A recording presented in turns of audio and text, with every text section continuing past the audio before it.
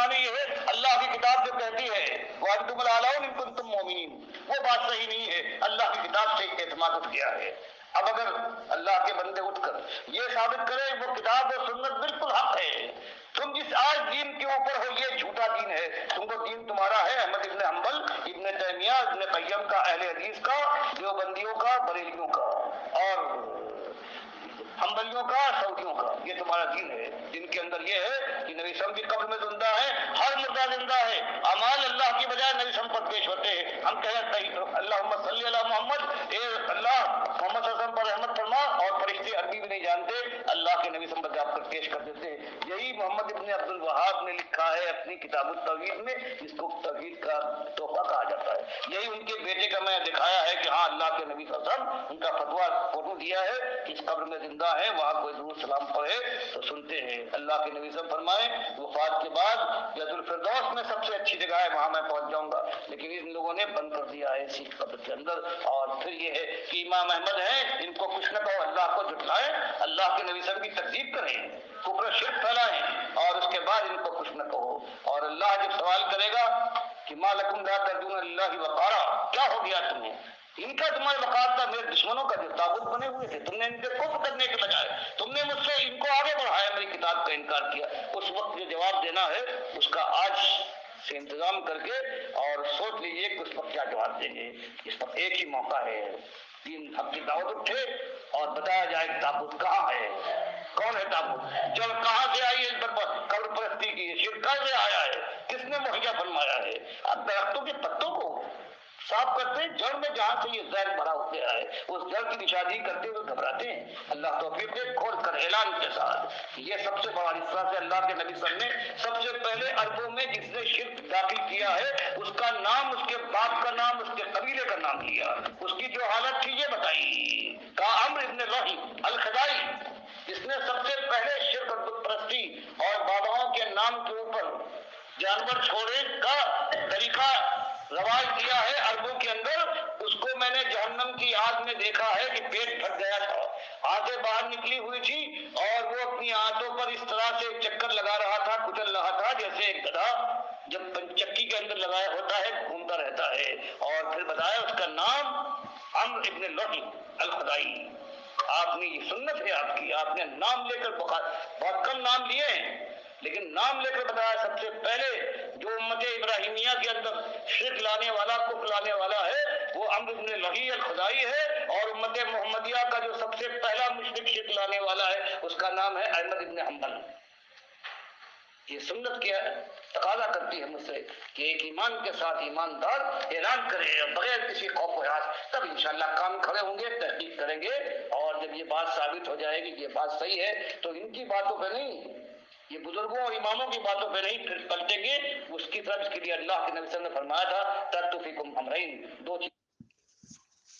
میرے بھائیوں، سنا آپ نے کس طرح ڈاکٹر مسعود الدین عثمانی رحمۃ اللہ علیہ نبی علیہ السلام کی سنت کو تازہ کر رہے ہیں کہ نبی علیہ السلام نے شرک پھیلانے والوں کے نام لیے ہیں، اس کے باپ کا نام لیا، اس کے قبیلے کا نام لیا ہے، اور بالکل اسی سنت کے مطابق جو ابراہیم علیہ السلام کی ملت کے اندر جو شرک لانے والا تھا عمرو بن لوہی الخزائی، اس کا نام لیا، اور پھر محمد صلی اللہ علیہ وسلم کی اس امت کے اندر جو عود روح فی القبر، قبر پرستی کا یہ عقیدہ لانے والا احمد ابن حنبل، ڈاکٹر صاحب نے کس طرح زور دے کے اس کا نام لیا ہے۔ بالکل اسی چیز کو، اسی سنت کو آگے بڑھایا جائے گا، نبی علیہ السلام کی سنت کو، کہ یہ جو مومنوں کی جماعت قائم ہو گئی تھی اس کے اندر شرک لانے والے کا نام ہے محمد حنیف بن عبد اللطیف، یہ رفیام والا، اس نے یہ کیا ہے۔ تو جس طرح احمد بن حنبل اور عمر بن لوہی الخزائی کے ساتھ معاملہ ہو رہا ہے، وہاں گدھے کی طرح چکر لگا رہے ہیں، بالکل اسی طرح یہ بھی وہاں جہنم کی آگ کے اندر گدھے کی طرح چکر لگا رہا ہوگا، اور اس کے ماننے والے اندھے مقلدین بالکل وہاں ہی جائیں گے۔ یہ معاملہ اللہ کے بندو، ہمارا کسی کے ساتھ کوئی ذاتی دشمنی نہیں ہے، اللہ کا معاملہ ہے، اللہ کے دین کو پیچھے کر کے اس نے اپنی چلائی ہے، تفسیر کے اندر سجدہ تعظیمی کا شرک لے کے آ گیا ہے، اور پھر اس کے بعد ایسے ڈٹا ہے، ایسے انا کا مسئلہ اس نے بنا لیا ہے کہ مسجدیں تک بیچنے کا اس نے اعلان کر دیا، اور تالے لگائے 6 مہینے، جن مساجد میں یوسف علیہ السلام کے سجدے والے نہیں تھے اس کو انہوں نے بند کر دیا۔ یہ کچھ کیا ہے اس نے، مومنوں کے ساتھ ایسی دشمنی کی ہے، وہ اپنے پیچھے ایک پوری جماعت چھوڑ کے گیا ہے، اللہ کے اپنے سے زیادہ دشمن بنا دیے ان کو۔ یہ معاملہ ہوا ہے. سنیے ذرا. چھوڑے جا رہا ہوں، پھر قرآن اور سنت کی طرف واپس لوٹیں گے اور پھر اللہ تعالیٰ راہ آسان کرے گا. اور وہ دن جو بخاری مسلم میں آیا ہے، ایک دن وہ آ کے رہے گا بڑی شدید جنگوں کے بعد کہ اللہ کا دین غالب ہوگا. اس زمین کے اوپر سوائے مومنوں کے ایک کافر نہیں ہوگا. جزیہ ختم کر دیا جائے گا، جنگیں نہیں ہوگی، سب مسلمان ہیں. اور 7 سال تک سارے مسلمانوں میں نہ کوئی حسد ہوگا، نہ کینہ، نہ کوئی بات پار سکے گا. پھر 7 سال کے بعد آہستہ آہستہ خرابی آئے گی.